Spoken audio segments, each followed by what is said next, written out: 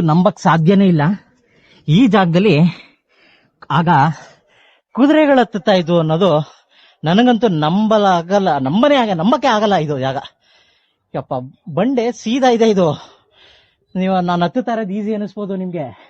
ಇಲ್ಲಿ ನೋಡಿ, ಬಂಡೆ ಸಿಕ್ಕಾಪಟ್ಟೆ ಸ್ಟ್ರೈಟ್ ಆಗಿದೆ. ಇದನ್ನ ಹತ್ತುತ್ತಾ ಇತ್ತು ಅಂದ್ರೆ ಅಪ್ಪ, ಆ ಕಾಲದಲ್ಲಿ ಪಾಪ.